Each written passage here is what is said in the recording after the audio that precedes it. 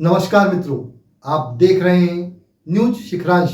हम में है दम सच्चाई को सामने लाने का। प्रशासन आदर्श आचार संहिता में कान्हा को प्रमोट करने के लिए मैराथन दौड़ का आयोजन कराता है। यह दौड़ आदर्श आचार संहिता खत्म होने के बाद भी करवाई जा सकती थी, पर प्रशासन को लगा अभी समय सही है।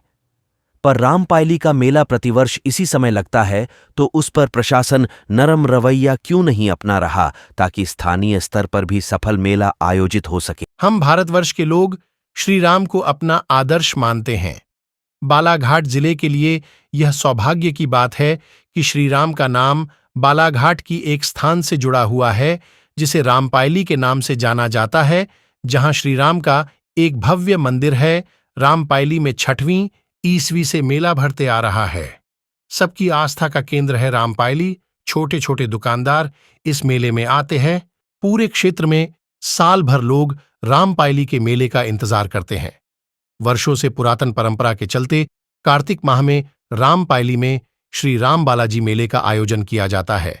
वर्तमान में आदर्श आचार संहिता लागू होने के चलते मेले के आयोजन को जनपद वारासिवनी द्वारा निरस्त कर दिया गया था।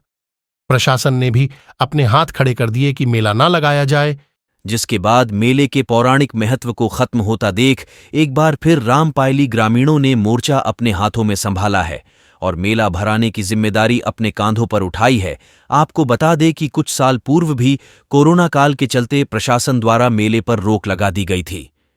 उस वक्त भी रामपायली ग्रामीण मेला समिति द्वारा मेले की जिम्मेदारियों को उठाया था। आज 27 नवंबर 2023 को श्री राम बालाजी मंदिर रामपायली में भव्य तरीके से त्रिपुर कार्यक्रम का आयोजन किया जाना है, जहां फूलों से मंदिर को सजाया जाएगा, जिसकी भव्यता का नजारा अद्भुत होगा। आपके यहां बताना जरूरी है, आदर्श आचार संहिता में कान्हा में मैराथन दौड़, जरामोह गांव और लिंगमारा में मेले का आयोजन हो सकता है। उज्जैन में भी मेले का आयोजन हो सकता है। तो रामपायली में श्री राम बालाजी मंदिर में सभी की आस्था के मेले का आयोजन क्यों नहीं? हालांकि ग्रामीण स्थानीय समिति बनाकर मेले का आयोजन अपने स्तर पर करा रहे हैं और समस्त व्यवस्थाओं पर ध्यान दे रहे हैं। प्रशासन को भी आदर्श आचार संहिता का ध्यान रखते हुए मेला कराने में मदद करनी चाहिए, न कि रुकावट। महोदय, आपका परिचय? पवन राउत, वर्तमान मेला समिति अध्यक्ष। सर, जिस तरीके से जनपद द्वारा और प्रशासन द्वारा रामपायली मेले को निरस्त कर दिया गया था, तो उसके बाद किन रूपरेखाओं के आधार पर यहाँ पर मेले का आयोजन किया जा रहा है? मेले का आयोजन इसके पहले भी कोरोना काल में हुआ था, तो मेला समिति बनी थी और मेला भरवाए थे। तो भगवान की आस्था है, इसमें कढ़ई वाले आते हैं, बहुत सी चीज़ें हैं कि व्यापारी लोग का व्यापार भी चलता है और मेला में सभी श्रद्धालु भक्तों की आस्था जुड़ी हुई है। तो इसको लेके हम लोग ने युवा और टीम बुजुर्ग सबको मिलकर मेले को भरवाया है इस बार। ग्राम पंचायत रामपायली द्वारा कोई सहयोग मिला आप लोगों को? ग्राम पंचायत रामपायली द्वारा सहयोग तो नहीं मिला है, पर टीम जो है, सरपंच महोदय है, वो भी टीम में शामिल है। सभी लोग हैं, ग्रामीण के सभी लोग हैं। मेले की पौराणिकता खत्म ना हो, इस वजह से यहाँ की समिति द्वारा यह जिम्मा उठाया गया है। जिम्मा उठाया गया है। महोदय, आपका परिचय? मैं संजय प्रताप सिंह सिसोदिया, पूर्व मेलाध्यक्ष श्री राम बालाजी मेला समिति रामपायली। सर, जिस तरीके से देखा जा रहा है कि प्रशासन द्वारा और जनपद द्वारा आचार संहिता के चलते मेले को निरस्त कर दिया गया था, लेकिन उसके बावजूद भी ग्रामीण स्तर पर मेले को भरवाया जा रहा है, तो इसके पीछे क्या रूपरेखा है? देखो, आचार संहिता का जहाँ तक सवाल है, तो जो संस्थाएं हैं आचार संहिता उन पर लागू होती है। हम जहाँ तक समझते हैं, जो गवर्नमेंट से बंदी होती है। अब ऐसा है कि जो संस्थाएं हैं, जिसमें जैसे कि जो इस मेले की जो आयोजक समिति थी, जनपद पंचायत वारासिवनी एवं ग्राम पंचायत रामपायली, ये संस्थाएं हैं। तो ये संस्थाएं आचार संहिता में बंद कर हमारे जो श्री राम बालाजी मेला, जिसका एक अपना इतिहास है, 16वीं शताब्दी का यह मंदिर, और हम समझते हैं कि यह जो मेला जो भरते आ रहा है, लगभग 16वीं शताब्दी से भरते आ रहा है। अब 16वीं शताब्दी से भरते आ रहा है, तो उस समय तो आचार संहिता का किसी प्रकार से कोई जिक्र नहीं था और निर्बाध रूप से यह मेला हर प्रत्येक कार्तिक पूर्णिमा पे भरते आ रहा था।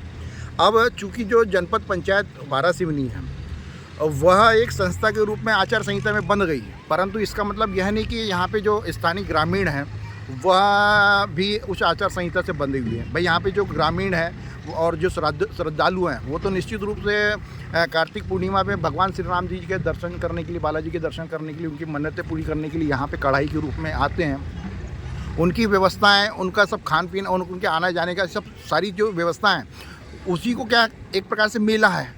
तो हम लोग बस उन्हीं से सहयोग राशि लेकर उन्हीं की हम क्या कर रहे हैं, उनकी व्यवस्था बना रहे हैं, जिसको हम आप लोग उसको मेले के रूप में कह सकते हो, परंतु हम केवल और केवल श्रद्धालु जनों की व्यवस्थाएं करने में लगी हुई है। सर कितने दिवस का ये मेला रहेगा? मेले की हमारी जो व्यवस्था है वैसे 7 दिन, जैसे जनपद पंचायत 7 दिन भरवाती थी, हम लोग भी जब तक ये श्रद्धालु भक्तजन आते रहेंगे यहाँ पे, लगभग 7-8 दिन का इनका वो रहता है, तो 7-8 दिन तक हम लोग भी श्रद्धालुओं को व्यवस्थाएं देंगे। सर सभी व्यवस्था यहाँ पर ग्रामीण स्तर पर ही हो रही है या फिर प्रशासन कुछ मदद कर रहा है इसमें? नहीं, हम लोग अब चूँकि ग्रामीण जो जनपद पंचायत वारासिनी वो तो आचार संहिता से बंधी हुई है, तो हम लोगों को वहाँ से यानी प्रशासन से किसी प्रकार का कोई सहयोग नहीं मिल रहा। हम ग्रामीण ही आपस में सहयोग करके उनकी व्यवस्थाएं बना रहे हैं, और प्रशासन से भी हम चाहेंगे कि ऐसी कोई व्यवस्था करें कि हर 5वें साल में चुनाव आता है और हमारा मेला जो है वो आचार संहिता की भीड़ चला जाता है, जबकि इस मेले का एक अपना इतिहास है। और जहाँ तक हम ये समझते हैं कि ये मेला प्रादेशिक रूप में है। राजस्थान में पुष्कर मेला का आयोजन 18 नवंबर से 27 नवंबर तक हुआ। अब वहाँ पे आचार संहिता वोटिंग थी। हाँ, और 26 तारीख 27 की 26 या 27 तारीख की वहाँ पे वोटिंग थी। 25 की थी, 25 की वोटिंग थी। वहाँ पे तो आचार संहिता प्रभावी थी, इसके बावजूद भी वहाँ पे मेला हुआ। तो निश्चित रूप से वहाँ के प्रशासन को हम सैल्यूट करते हैं कि उन्होंने ऐसी व्यवस्था बनाई कि एक और आचार संहिता का भी पालन हो रहा है और दूसरी ओर मेले आस्था का भी निर्माण हो जा रहा है। मेले जैसे का भी आयोजन हो रहा है आस्था का। परंतु यहाँ के जो स्थानीय प्रशासन है उनने ऐसी कोई व्यवस्था नहीं बनाई जिसके कारण से कि आचार संहिता का हवाला देकर हमारे इस मेले को उन्होंने लावारिस कर दिया। हम चाहते हैं प्रशासन से कि हमारा जो मेला है वो उसमें ऐसी कुछ व्यवस्था बनाएं जिसमें आचार संहिता या अन्य जो भी व्यवधान आए हर साल निर्बाध रूप से, चूँकि श्रद्धालुओं का और आस्था का विषय है और इसका अपना इतिहास है, इतिहास को देखते हुए, इसका पौराणिक महत्व को देखते हुए ये जो मेला है ये निर्बाध रूप से चलते रहे और इसमें अच्छा सहयोग मिलते रहे और ये मेले की लगातार प्रगति होते रहे, हम ऐसा चाहेंगे।